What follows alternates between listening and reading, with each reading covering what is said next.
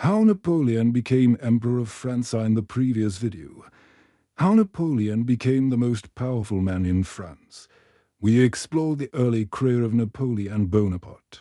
From a countryside-born artillery officer rising through the ranks to become a renowned general and finally, the first consul, the most powerful man in France. In today's episode, adapted from an article by writer Trinfan of Spyroom, we will continue our journey through the life of Napoleon, focusing on the next stage, how he became the first emperor of the French First Empire, a series of wars against European nations, legendary battles of a lifetime, and at the center of it all, the resounding victory at Austerlitz. Let's begin. From first consul to emperor of France by the end of 1799. Napoleon had officially become first consul and swiftly outmaneuvered the others to become the most powerful figure in France, although public support played a role in his rise. What granted Napoleon near dictatorial authority was his reputation with the military. This, too, was something he deeply cultivated. Under the growing influence of nationalism, France could muster a vast number of soldiers, but the quality of its commanders was inconsistent. To solve this issue, Napoleon brought back and promoted trusted officers who had campaigned with him in Italy and Egypt. He reorganized the French military into corps, the largest units in the army, capable of operating independently, composed of infantry, cavalry, artillery, and logistics. This structure made the French army more mobile and flexible. With a strong military under his command, Napoleon now harbored ambitions beyond France. He aimed to extend his power across Europe. Crossing the Alps, the campaign in Italy in early 1800, the French army of Italy under General Massena was being pushed back and surrounded by Austrian forces at Genoa. With no time to waste, Napoleon began planning to lead his army across the Alps to re-enter Italy. While the movement of troops through the Alps would take time, Massena was ordered to hold Genoa at all costs to draw in Austrian attention, buying time for Napoleon's main force. The French won a few battles but eventually had to retreat and fortify their positions due to the Austrians' overwhelming numbers. Still, Massena held firm, even as his troops faced starvation and near-dash mutiny. It wasn't until June 4th that Massena finally retreated to French territory, having successfully delayed the enemy. Thanks to his resistance, Napoleon had enough time to cross the Alps and enter Italy. By early June, the French had taken Milan and won several key victories. On June 9th, General Lannes defeated the Austrians at the Battle of Montebello. However, Austrian General Michael Melas pretended to retreat to Genoa to lure Napoleon into action. Believing Melas was in retreat, Napoleon moved to intercept him. But this was a ruse. Melas' true objective was to strike directly at the French main force under General Victor at Marengo. The Battle of Marengo, from defeat to triumph in the morning of June 14th. 1800, Austrian forces launched a major assault on Marengo. The French vanguard under Lannes repelled two attacks but was eventually surrounded due to the Austrians' numerical superiority, minus 30,000 men and 100 cannons. Napoleon had underestimated Melas and had no prepared plan for this location. Round 11 o'clock a.m., he realized the gravity of the situation. He quickly ordered General Desaix to join the fight and brought in reserve forces, although the French army wasn't much smaller overall. They were critically short on artillery, only 15 cannons. Under relentless Austrian attacks, the French forces had to retreat, and the enemy captured Marengo. Napoleon's reinforcements arrived, but General Victor's troops had already fallen back and were in defensive posture. At 3 p.m., thinking victory was secured, Melas left the battlefield and handed over command to his subordinates. But as history often reminds us, this was a fatal mistake. The pause in Austrian attacks allowed the French to regroup. General Desaix told Napoleon that though they were losing, they could still win, inspired. Napoleon reorganized his lines and concentrated.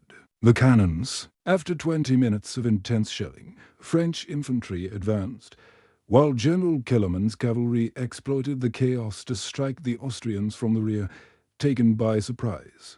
The Austrians descended into disorder, and with Melas absent, no one could restore order. The Austrians suffered a crushing defeat, over 6,000 dead or wounded, and 8,000 captured. The French lost about 1,100 men, with 3,600 wounded and 900 captured. General Desaix was killed in action. This stunning reversal at Marengo not only secured French strategic dominance in Italy, but also cemented Napoleon's political power in France. The road to absolute power following the battle, France and Austria. Post-hostilities to negotiate peace, Napoleon's brother Joseph led talks at Lunéville, but Austria refused to recognize France's control over northern Italy, when negotiations stalled.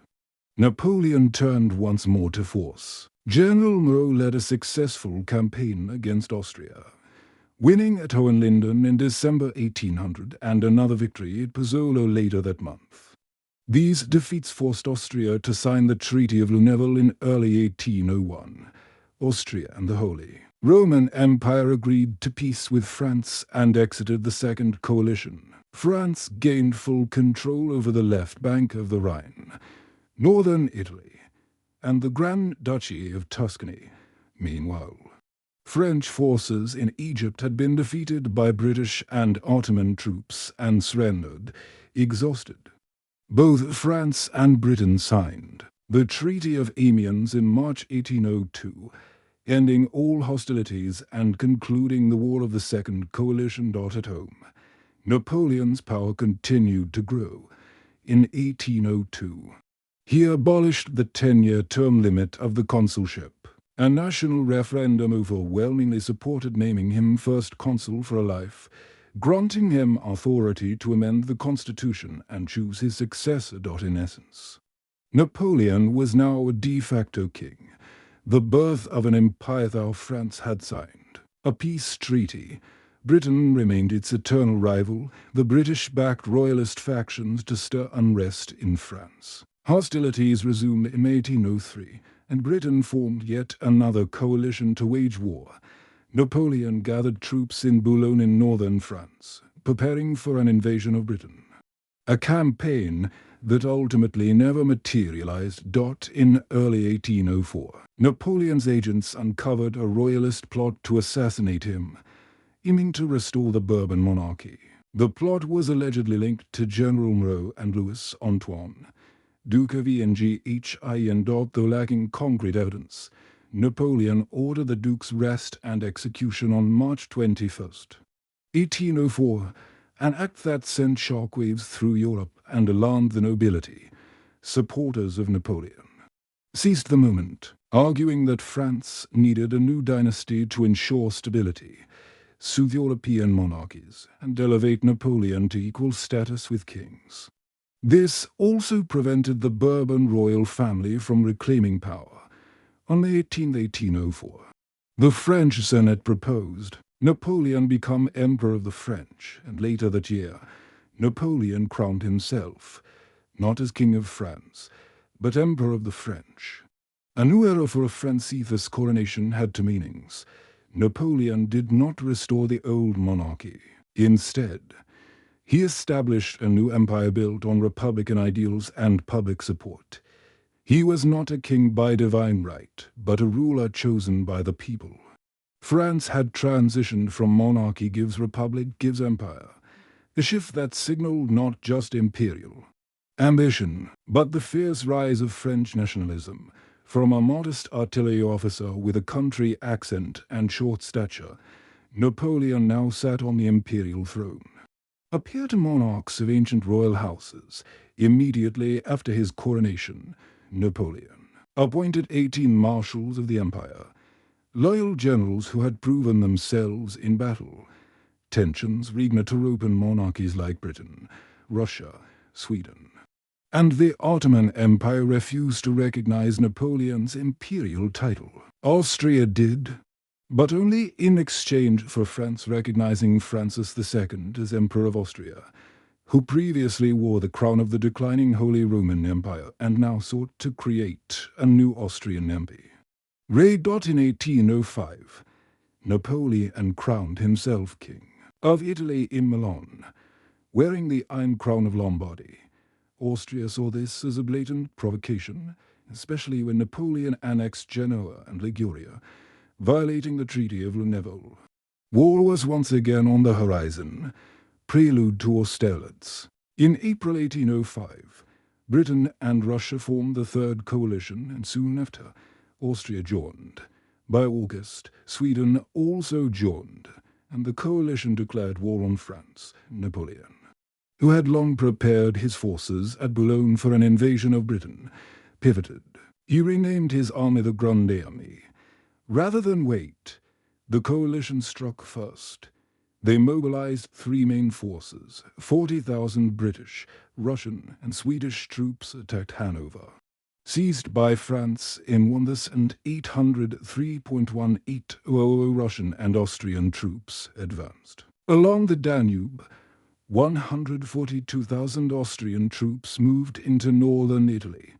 Napoleon chose to focus on the Danube front in Germany. Marshals Messina and Jourdan were tasked with stalling the Austrians in Italy. In August 1805, Napoleon marched his forces from the English Channel to the Rhine, preparing for one of the greatest military campaigns in European history, crossed the Rhine River and pushed deep into southern Germany. At this time, the Austrian General Planau was stationed at Ulm in Swabia, southern Germany. Napoleon sent his main army north to encircle the Austrians and prevent their escape. But they failed. By October 16th, the entire Austrian force was surrounded, and 3 days later, General Max surrendered with 27,000 men. Although the glory of this victory was somewhat dimmed by a crushing defeat, it came from the French-Spanish fleet at the Battle of Trafalgar on October 21st. The French-Spanish fleet was decimated by the British Navy. Vice Admiral Nelson was killed, but the win ensured Britain's uncontested dominance at sea, leaving France unable to challenge them. Meanwhile, Russian General Kutuzov, who had just moved his troops into Hungary, heard of Max's surrender at Ulm and could not assist. In time, the remaining Austrians, weary and outnumbered, decided to abandon rescue attempts and withdrew to lure the French deeper before striking them in the rear where the Allies Austria-Russia had logistica. Advantages, and the French did not. Kutuzov withdrew northeast to consolidate with his forces.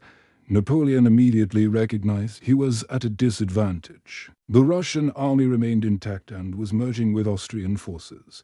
Although Prussia had not yet joined the fight, it likely would, and French supply lines were stretching thin. Moreover, the Austrian contingent under Archduke Charles in Italy was en route back to join Napoleon. His only option: force the Allies into battle and defeat them decisively. Initially, Napoleon planned to concentrate on the Russians, ordering Marshal Murat to chase Kutuzov relentlessly. But Kutuzov responded by detaching forces to hold the French at Vienna, delaying them as his troops withdrew. Thinking the Russians were close, Napoleon hesitated, waiting for his main army to arrive. Once he realized Murat's mistake, he ordered an immediate pursuit, but by then, the Austro-Russian forces had already regrouped at Brno. Under the joint command of Tsar Alexander I of Russia and Emperor Francis II of Austria, Kutuzov originally intended to withdraw further into the rear to lure the French in, while also waiting for Prussian reinforcements as planned. The Allies would then strike back from a position of logistical strength, but his plan was overruled. Tsar Alexander, only 27 and eager for glory, pushed for immediate battle. Emperor Francis II also sought a swift victory. Kutuzov, though advocating caution, found his advice largely ignored. By November, the French had captured intact artillery and bridges over the Danube, an important strategic success. This alarmed King Frederick William III of Prussia, who had earlier promised to send troops to support the Allies. Now, Prussian intervention would be unlikely and delayed. Napoleon, unwilling to remain passive, decided to lay a trap, deliberately making the Allies believe the French were in dire straits. At that time, the French force at Austria numbered only about 57,000. While the Allies fielded approximately 89,000 men and 318 cannons, Napoleon knew this disparity would tempt the Allies to attack, but secretly, French reinforcements were closing and boosting their numbers to over 70,000 men and 157 guns, making the gap less intimidating. On November 25th, Napoleon sent Marshal Bernadotte Severi in some accounts to the Allied headquarters in Brno to assess their situation and casually propose a ceasefire. As expected, the Allies interpreted this as a weak signal, and on November 27th, Emperor Francis II formally requested a truce. Napoleon happily complied the same day. He ordered his troops to withdraw from the Austrian sector and from the strategic plateau at Pratzen, feigning panic and disorder to reinforce the illusion of weakness. His ruse worked. The two emperors became confident.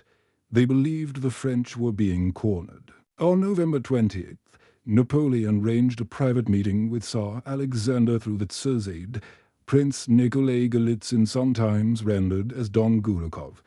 During this meeting, Napoleon's anxious demeanor further convinced the Tsar that the French were panicked. Most Allied generals subsequently urged the emperors to strike at the faltering French while they had the chance. Music cues indicate the build-up to the main battle on the afternoon of December 1st. The Austro-Russian command held a council, planning to attack the next morning. They believed Napoleon's force still numbered only 57,000. Tsar Alexander was optimistic. Emperor Francis and Kutuzov advised caution. Austria had suffered defeats before. Kutuzov also warned them to hold the strategic Pratzen plateau, but most generals favored a rapid strike, and they finally adopted the Austrian general Franz von Werder's plan, a feint assault on the French left, while launching a powerful attack on the weaker French right, hoping to break through and encircle Napoleon's forces. The stage is set at Austerlitz. Napoleon, however, wanted exactly this. He structured his defences along a 3-kilometer line with his centre opposite the Pratzen heights. His plan: wait for the Allies to occupy Pratzen, then launch a decisive counterattack to split and envelop their centre and rear. He announced to his marshals, if the Allies leave Pratzen to attack his right, they would be doomed. On December 2nd, at dawn, heavy fog blanketed the battlefield critical to the plan. It covered Marshal Soult's IV Corps, about 16,000 men, whom Napoleon had secretly positioned to advance behind the fog toward Pratzen.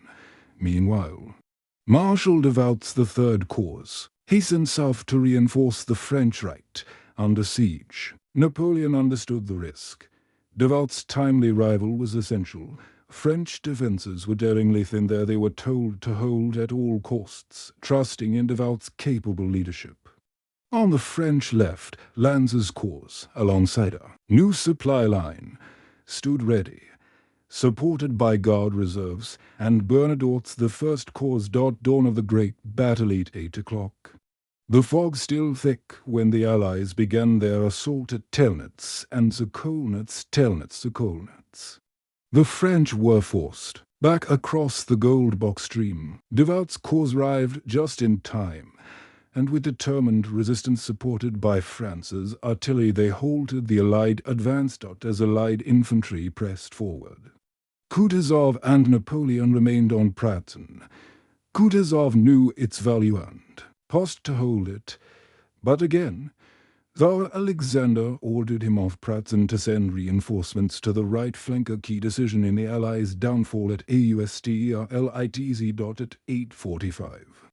Napoleon sensed the weakening of the enemy's centre. He consulted Marshal Bernadotte. Bernadotte replied that Pratzen was secure and could be captured in under 20 minutes. Hearing this, Napoleon waited a precise 50 minutes. Then launched his planned strike, declaring it would be the decisive blow.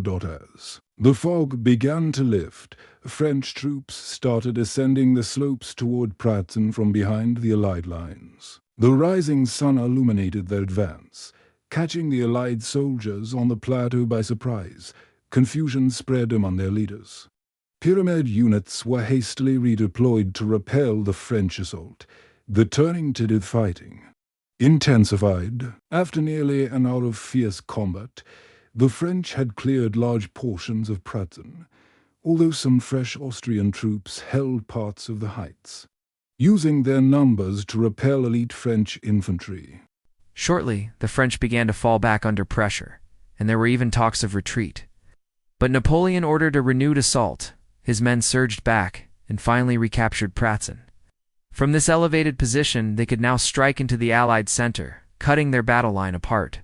The Allies, now disjointed, even committed the Russian Imperial Guard, who suffered heavy losses along the French left, commanded from the now held plateau. Napoleon countered by deploying his own guard cavalry under Marshal Murat to sweep away Allied guns. A large cavalry engagement ensued. The Allies had superior numbers. But with reinforcements from Bernadotte's corps and effective artillery fire, the French gradually turned the tide. Allied lines began collapsing. Soldiers panicked and fled, abandoning their weapons. Even Kutuzov was wounded during the chaos. Russian cavalrymen attacked French cavalry intensely. When Prussian accounts say their cavalry retreated, pulling back into disorder, Napoleon's gambit at the center had succeeded brilliantly. The Allied center was broken, with their armies thrown into disarray, sealing the fate of the battle. The scene is set for the grand defeat of the Third Coalition at Austerlitz. The French infantry divisions successfully withstood multiple Russian assaults and then summoned reinforcements. The fighting was long and brutal, but eventually the French gained the upper hand. Marshal Lannes followed up by sending his V-5th Corps to press the Russians further, determined to shatter their artillery advantage. After fierce combat, the Russians were pushed back, weakened, and withdrew. Lannes wanted to pursue them, but Murat advised caution. Napoleon now shifted his attention to the southern front, where French and Allied forces were still clashing fiercely at Sokolnitz and Telnitz. The French launched a sudden, fierce attack, smashing through the Allied lines at Sokolnitz and sending them retreating in disarray. With the Allied center collapsing, most troops fled the battlefield in confusion. During the Allied retreat, a notorious event occurred, as many enemy units fled south across the frozen Sachin Pond. French artillery fired upon the ice, shattering it. Dozens of cannons and hundreds of fleeing troops plunged into the icy waters, while French propaganda later exaggerated the toll to hundreds or even thousands of drownings. In reality, most soldiers managed to escape or were rescued. The primary losses were material. Many guns sank, and over 100 horses drowned. Bodies recovered later were few. By around 4 p.m., the battle had ended, with Allied forces scattered and disorganized. A heavy snowfall and a full day of fighting left the French exhausted, unable to give chase. Nevertheless, Napoleon secured a resounding victory at Austerlitz. One of the greatest triumphs of his military career. Casualties were staggering. Allied, mainly Russian losses numbered around 15,000 killed or wounded, approximately 12,000. Russians among the dead or wounded and the rest captured. They also lost 180 guns. The French, in contrast, suffered nearly 9,000 casualties. Over 500 captured and did not lose a single battery. Napoleon later described Austerlitz as his finest victory. The triumph at Austerlitz shattered the Third Coalition and hastened the dissolution of the Holy Roman Empire. In 1806, Emperor Francis formally laid down the imperial crown and accepted the Treaty of Pressburg, exiting the anti-French coalition, yielding territories in Italy, and paying France 40 million francs. That July, Napoleon reorganized the German states into the Confederation of the Rhine under French protection, creating a buffer zone between France and Central Europe. He also elevated his brother Joseph as King of Naples and installed his younger brother Louis as King of Holland. France's influence was now dominant, prompting King Frederick William III of Prussia to form the Fourth Coalition Britain, Russia, Prussia, Sweden, and Sicily just months later. Napoleon launched fresh campaigns to defend his empire. Prussia and War of the Fourth Coalition. By August 1806, Prussia declared war. Napoleon rapidly moved east of the Rhine. At the Battle of Saalfeld on October 10th, Marshal Lannes defeated a Prussian force. 4 days later, on October 14th, at Austerlitz, Napoleon personally led 96,000 French troops against some 55,000 Prussians, though only about 40,000 saw action, while Devout with 26,000 men faced 64,000 Prussians at Austerlitz under King Frederick William himself, Duke Brunswick, and other commanders. Despite being outnumbered, Devout held firm due to discipline and tactical skill. The Prussians made repeated failed attempts to break through. Duke Brunswick was mortally wounded on the battlefield. The French conceded some losses, about 7,000 casualties, while inflicting over 13,000 casualties on the Prussians. Napoleon's twin victories led swiftly to the fall of Berlin on October 27th. Prussian leadership retreated eastward to regroup with Russian allies. Campaigns into Poland and the treaties in early 1807. Russian forces under Bennigsen entered Poland. Napoleon pursued, crossing Poland and winning minor battles at Morungen and Allenstein before confronting the Allies at Eylau. February 7, 1807, both sides fielded approximately 75,000 soldiers, though the Prussians had double the artillery. The two-day battle was incredibly fierce and bloody. Despite French control of the field, no decisive victory was achieved. Casualties estimates range from 15,000 to nearly 30,000 on each side. Even Marshal Devout was wounded. Russian-Prussian forces retreated, but the cost was high. The battle marked the first time Napoleon's army sustained such heavy losses without outright winning. Hostilities continued until June 1807, when a decisive encounter occurred at Friedland. On June 13th, Lannes's cavalry engaged the Russian flank near Friedland. Alarmed at the advancing French main army, Russians attempted to withdraw, but found themselves caught between Lannes's forces and Napoleon's reinforcements. The French routed them decisively. Russian casualties numbered between 8,000 and 10,000, while the Russians lost roughly double that figure and were forced into retreat. This victory led Tsar Alexander and King Frederick William to negotiate peace in the Treaty of Tilsit. Russia and France formed an alliance. Russia agreed to participate in Napoleon's continental blocker, against Britain, and even attack Sweden, bringing it into the coalition. Prussia, however, suffered severe consequences. It lost nearly half its territory granted to France's ally Westphalia and into Russia's sphere. Its army was limited to 43,000. And it paid heavy indemnities to France. Meanwhile, the continental system failed to cripple Britain and instead destabilized European economies, including France, setting the stage for future conflicts. Still, in 1807, Napoleon capitalized on his momentum by invading Portugal.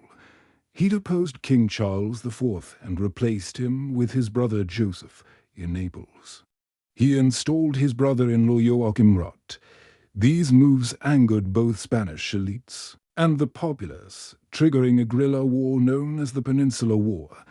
Napoleon personally led campaigns to suppress rebellion, defeating Anglo-Spanish forces and briefly capturing Madrid at the end of 1808. However, he soon had to return to France to face the emerging Fifth Coalition, constituted by Austria and Britain in April 1809.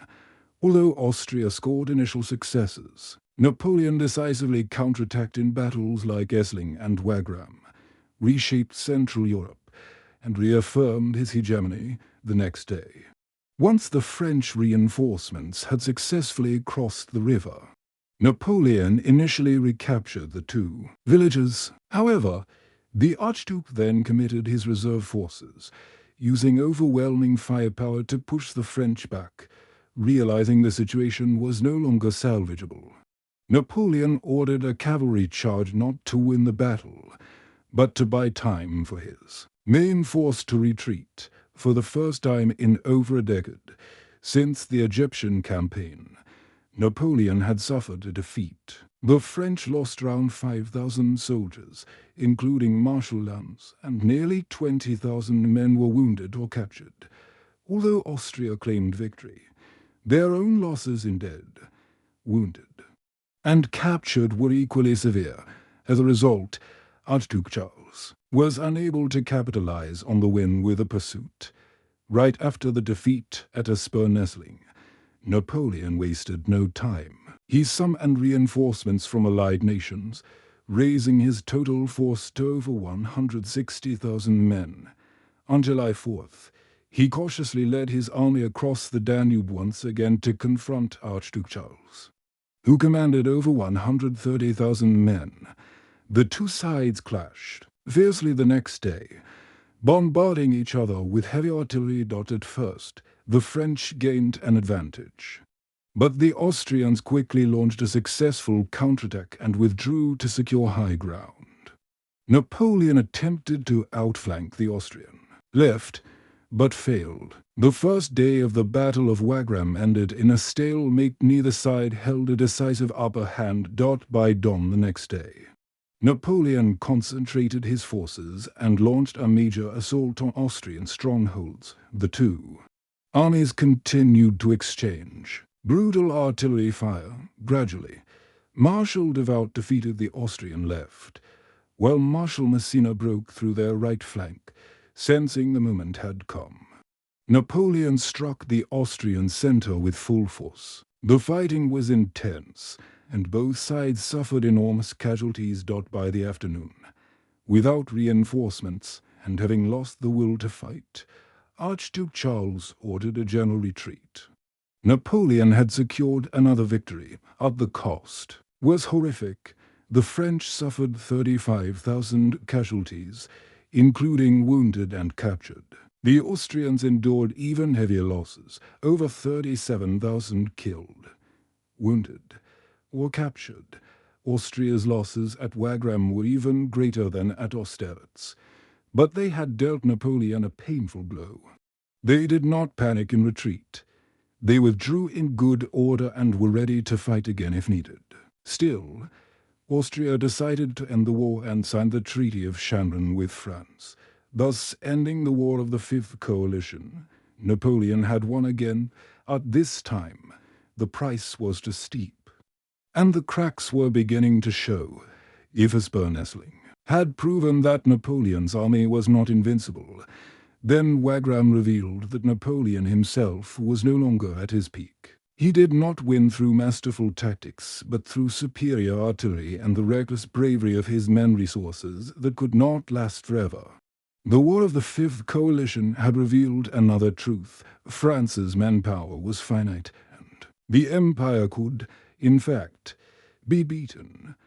Although Napoleon's power in Europe remained strong, its foundation had begun to tremble. In fact, the victory at Wagram would become Napoleon's last major military triumph, though he had no way of knowing it at the time. In the years that followed, tensions with Tsar Alexander escalated. Their alliance crumbled, and eventually France and Russia turned against each other. To reassert his dominance, Napoleon made what many consider the greatest mistake of his life, the invasion of Russia. Even as the French Empire was beginning to falter and unravel, he launched his boldest campaign yet. This invasion would mark the beginning of the end. If Austerlitz and the wars against the coalitions represented the height of Napoleon's military genius, then the Russian campaign was the bottomless abyss that he dug for himself and dove into. What would Napoleon face in Russia? How would his empire unravel during the freezing months of war? That will be the topic of the next episode in our Napoleon Bonaparte series. For now, we'll end this episode here. If you found this video informative, don't forget to like, subscribe, and turn on the notification bell so you won't miss future content. This is Jack from World Stand Still Day. Thanks for watching, and see you next time.